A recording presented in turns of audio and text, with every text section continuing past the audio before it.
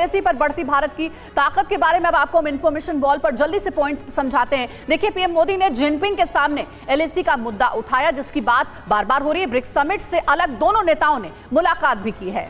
और देखिए क्या बड़ी बात है, कैसे यहां पर आप जरा देखिए, जो एलएसी पर भारत की ताकत है, चाहे वो मिडिल सेक्टर हो, या ईस्टर्न सेक्टर हो, या फिर वेस्टर्न सेक्टर हो, हर तरफ जो भारत की स्ट्रेटेजिक तौर पर जो तैनाती है वो बढ़ती नजर आ रही है। सैन्य ढांचे और लड़ाकू क्षमताओं को बढ़ाने पर लगातार जोर है, जिन्हें तैनात भी किया जा रहा है ताकि चीन को काबू में रखा जा सके। जी हाँ, और ये तीन जो आप सेक्टर्स देख रहे हैं ना, यहीं पर सबसे ज्यादा चीन की दखल अंदाजी देखने को मिलती है। एलएसी पर निगरानी मजबूत करने पर जोर है, चाहे वेस्टर्न सेक्टर हो, मिडिल सेक्टर हो या फिर ईस्टर्न सेक्टर हो। सेना को अत्याधुनिक हथियारों से लैस किया जा रहा है इन तीन एरियाज में।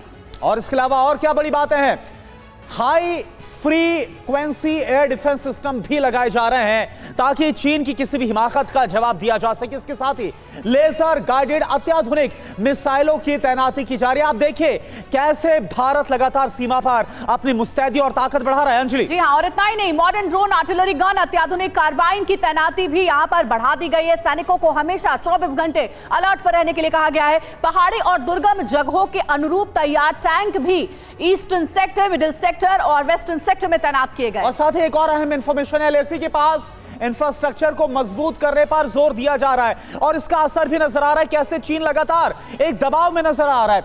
अरुणाचल प्रदेश में सड़कों का जाल बकायदा बिछाया जा रहा है क्योंकि लगातार वहां पर भी अरुणाचल प्रदेश के एक बड़े हिस्से में हिमाकत करता रहता है चीन। इधर सुरंग, पुल और एयरबेस का निर्माण हो रहा है, जिस इंफ्रास्ट्रक्चर का इस वक्त हम जिक्र कर रहे हैं। जी हाँ, लगातार ये पॉइंट वाइज हम आपको इसलिए समझा रहे हैं क्योंकि इन तीन सेक्टर्स में जो चीन की दखलंदाजी है उस पर कैसे भारत अपना नियंत्रण कर रहा है। अरुणाचल में 2319 किलोमीटर सड़क बनाने का लक्ष्य है। सबसे जरूरी है इंफ्रास्ट्रक्चर को मजबूत करना और उसके लिए बहुत ही महत्वपूर्ण है सड़कों का जाल बिछाना। देखिए, 1150 किलोमीटर से ज्यादा सड़क का निर्माण कार्य अरुणाचल में पूरा भी कर लिया गया है। तो तैयारी और तैनाती तो कैप्टन श्याम हमारी भी है, क्योंकि हमने देखा है कि जब एलएसी की बात होती है, खासकर लद्दाख और अरुणाचल के बॉर्डर के पास की बात होती है, तो वहां पर चीन अपने इंफ्रास्ट्रक्चर को मजबूत कर रहा है। और अगर इसे तोड़ना है तो उसके लिए सबसे पहले भारत को अपने सैनिकों की तैनाती अत्याधुनिक हथियारों के साथ तो मजबूत करनी होगी, उससे भी ज्यादा महत्वपूर्ण है इंफ्रास्ट्रक्चर चीन से भी ज्यादा मजबूत करना होगा।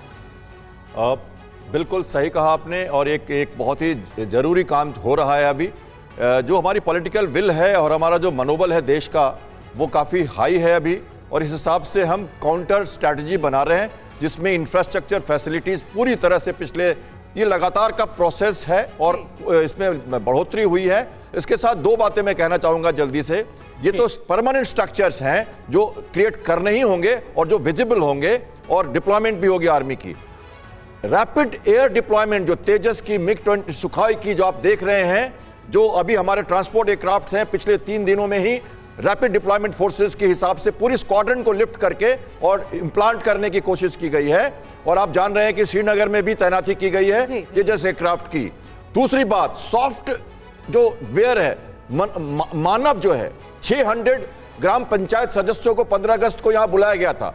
अंतिम गांव नहीं, पहला गांव मान के मनोबल जो सीमा के लोग हैं, जो फर्स्ट इन्फॉर्मर हैं, उनको एम्पावर किया जा रहा है। तो ये जो बातें होती हैं, जो एनसीसी के यूनिट्स हैं, उनको बॉर्डर एरिया में ज्यादा वैकेंसीज डाली जा रही है, तो लोगों को तैयार किया जा रहा है, चाहे वो फिशरमैन हो कोस्ट में या एलएसी एलओसी पे हमारे जो नागरिक हैं उनको बढ़ाया जा रहा है। इसको देख के आप चलेंगे, इंफ्रास्ट्रक्चर, डायनेमिक डिप्लॉयमेंट एंड मनोबल। यानी कि सिर्फ शाम सर आप ये बताने की कोशिश करें, ना सिर्फ मिरर डिप्लॉयमेंट बल्कि इससे कई कदम आगे बढ़कर भी जो भारत की तैयारियां हैं वो चीन के मुकाबले नजर आ रही है।